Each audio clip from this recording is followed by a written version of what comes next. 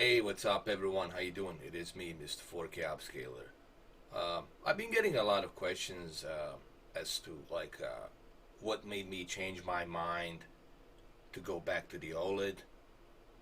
How come all of a sudden I'm going back to the OLED, even though I made videos where I criticized the OLED for technology being very fragile and sensitive and having issues like retention on the screen, the burn-in.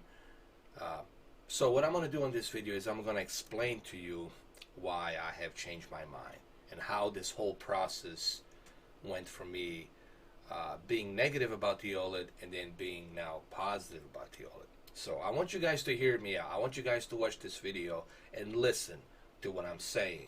And then after the video, everything's going to be explained here. After the video, you can form your conclusion. You can form your own opinion. It's your opinion. I'm not here to convince you one way or the other.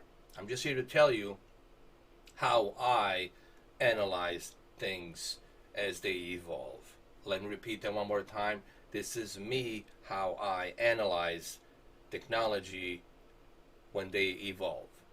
Okay, so this is not my first time that I had OLED. For those of you who know me, you know that I had OLED back in 2016. I had the B6, then I switched to C6, and then in 2017 I switched to C7.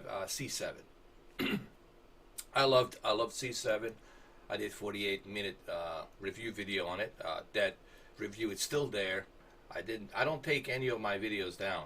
They're all there. All the documentation is there. All the records are there for you to pull out and check and see. Okay? I don't hide anything. Someone who wants to hide something, they delete videos.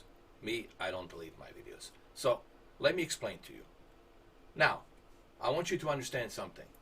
Me personally, I had no issues with potential burn-in or retention on the screen. I haven't had those issues. I haven't had those problems. But, however, I did not have my OLEDs that long. I only had my B6 and C6 for maybe, both of them, I had it for 3 months each. So I had my OLEDs for like 6 months. But I was being very careful how I used my OLED. You know, I didn't just watch it 24/7, and it was only 6 months for both of them. And then the year after that, 2017, I bought C7. C7, I was very impressed with the picture quality. I was impressed with that alpha processor that was built into it. And I still didn't experience any issues or any problems. But I didn't want to turn the blind eye on the majority that was having issues with 2016 and 2017 models. A lot of people have been experiencing problems with 2016 and 2017 models. People have been posting videos and pictures of the burn-in, retention, and I was like, well, they can't be all lying. We're talking thousands of people. They can't be all lying. They're all verified. They all have these OLEDs. They can't be all lying. I also did some more research as I was doing this. Remember, I do research, guys. I don't just look at the video and just take it for what it is. I usually do more digging. I do more research. I look into it. And I did find out that 2016 models have a much higher risk of that burn-in because the way they are designed, because of the technology that's built inside of it, because of the panel, they were having a higher risk of burn-in. And I did find out that to be true, that the longevity of the B6 and C6 and E6, it's not that good. So if you're thinking about buying a 6 series, don't do it. You're going to regret it. That's why so many of them got returned.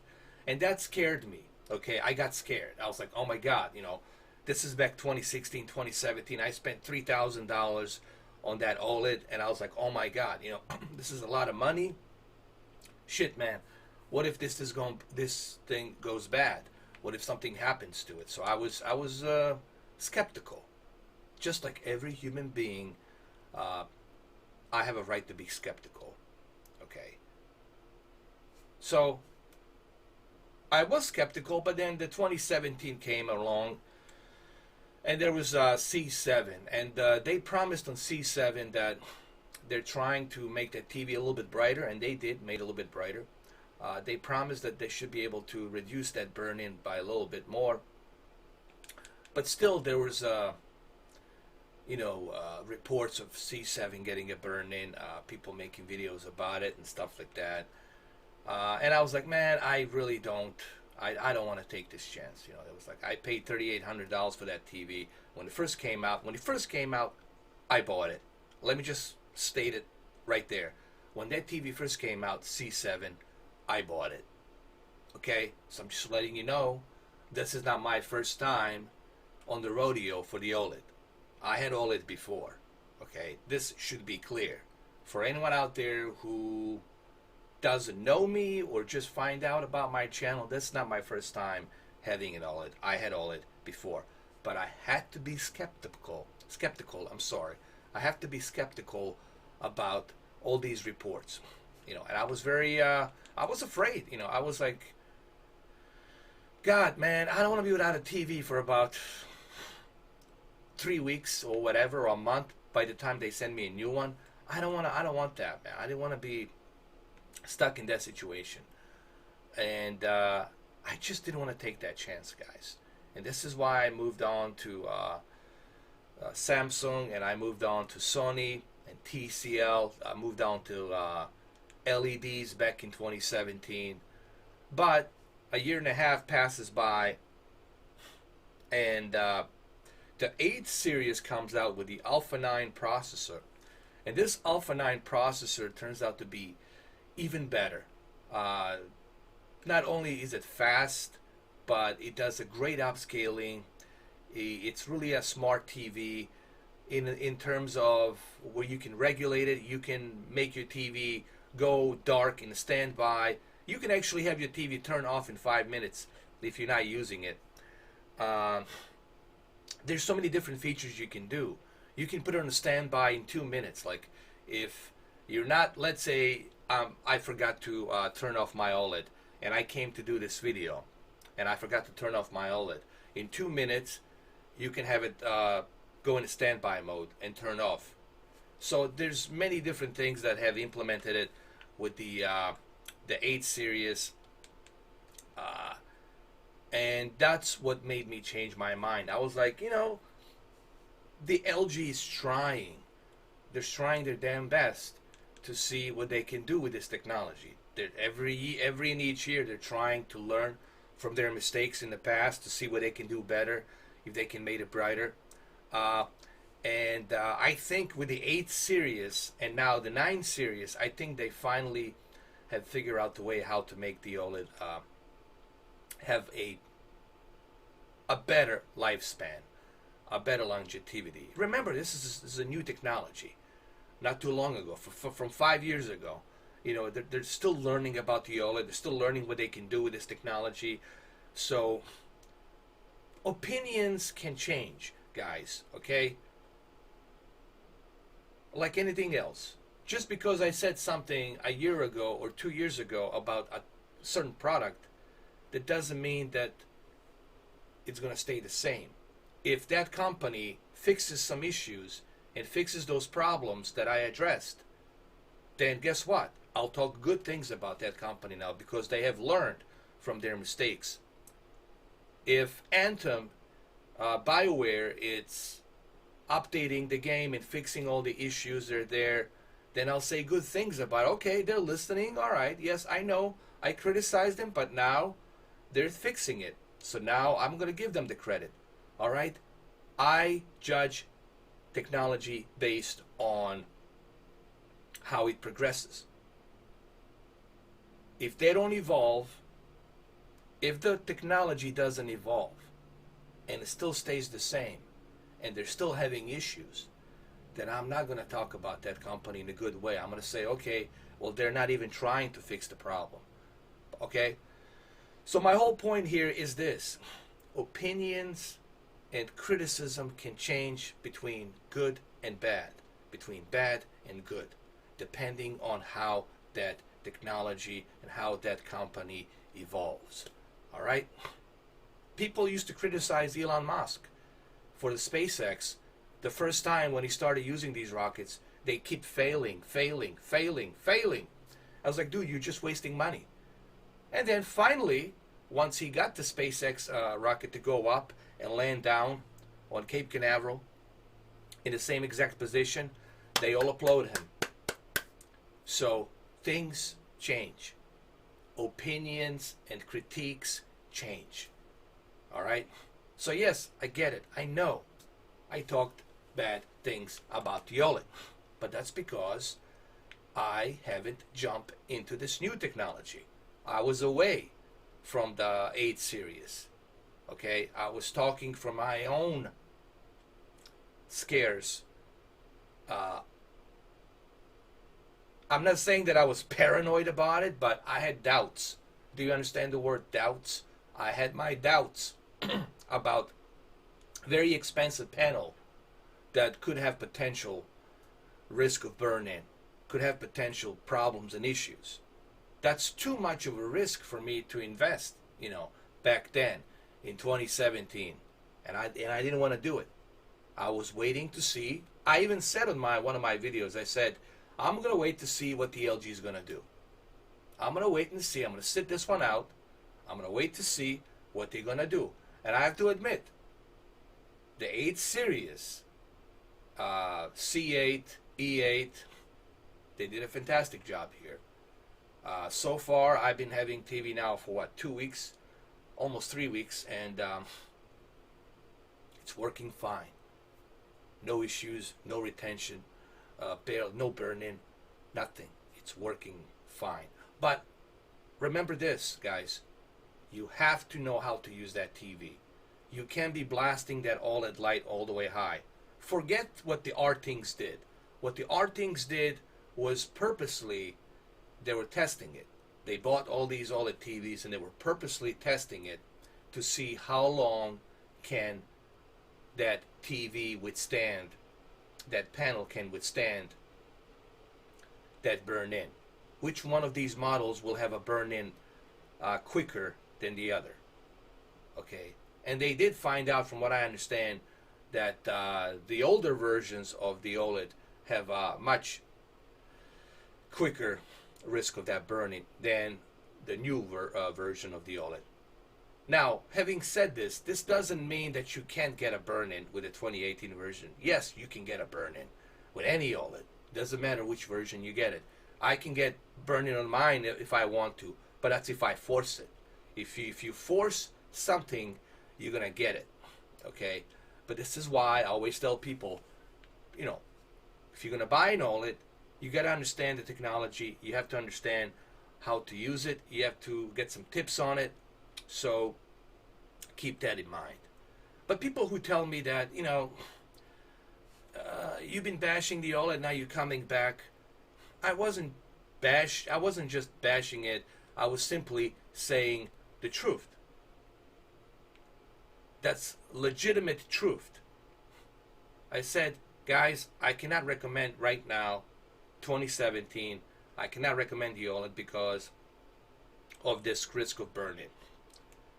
This year, I changed my mind. This year, I was still skeptical, but I did more research. I looked into it a little bit more, and I decided to buy it again. And I think they did a better job. I think they're evolving with the OLED technology. I think they did a better job this year.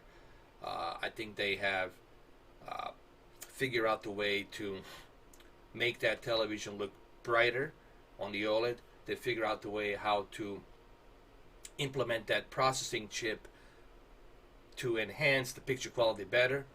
But at the same time, they gave you some helpful tools to reduce that burn-in. Okay?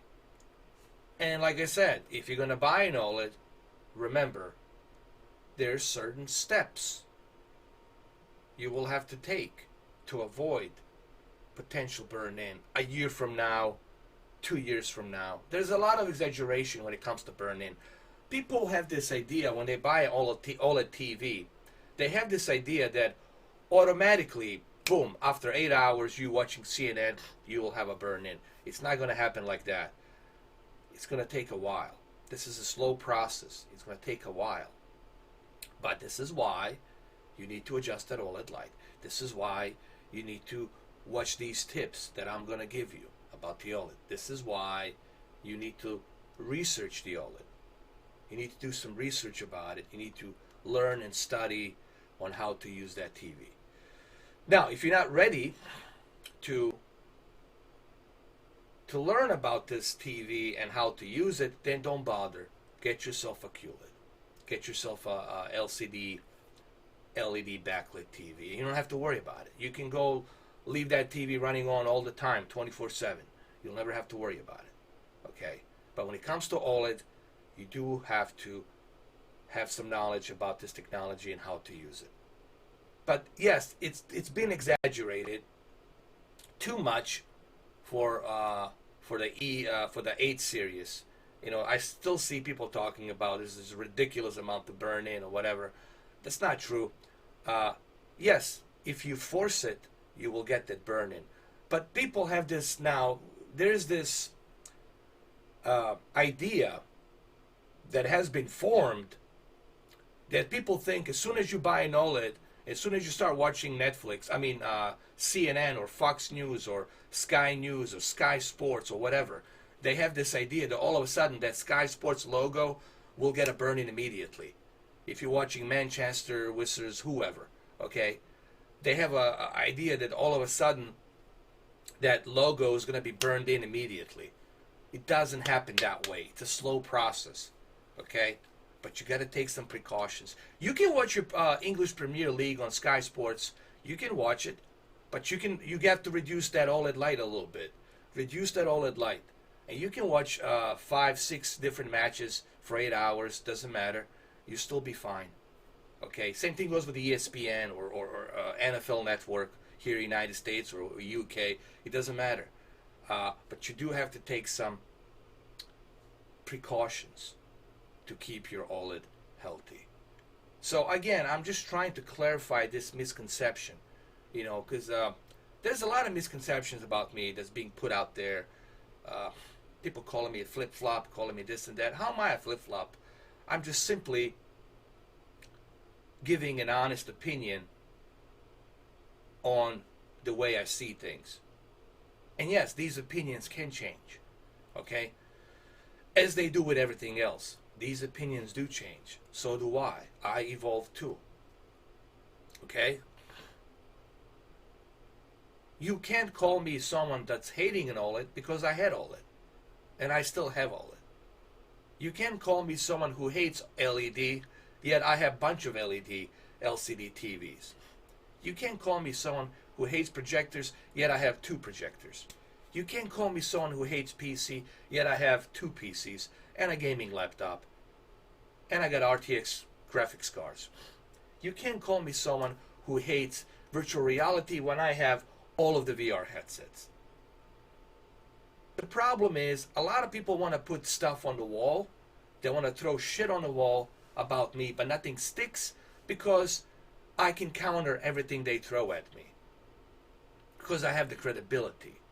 I have credibility to back that up. I got over 3,700 videos.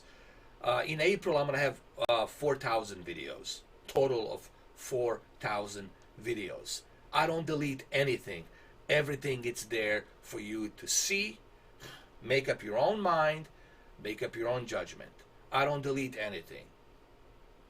Okay? I don't delete anything.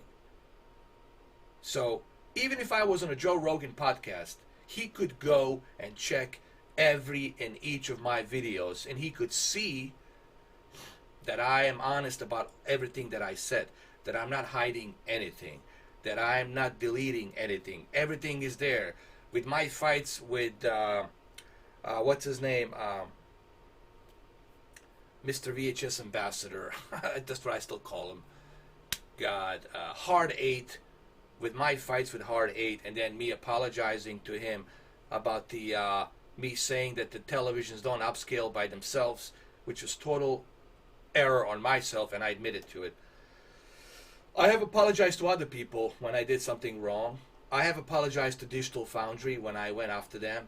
I have always corrected my mistakes, and I was always honest about everything that I have done. I'm not hiding anything, guys.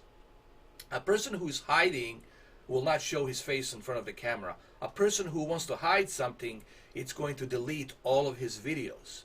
Will delete everything. I don't delete nothing. That's why I have close to 4,000 videos.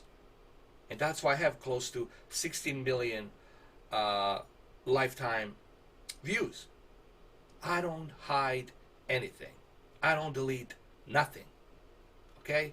So I just want to clarify this misconception about me and the OLED. Okay?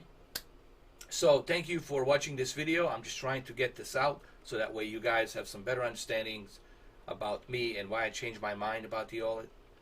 And don't forget, tonight around 6:30, probably 7 o'clock, we'll finish the Metro Exodus episode 6. Finally, we're going to finish it. Alright, so I'll catch you guys tonight. I'll see you tonight. Have a good one though. Take care.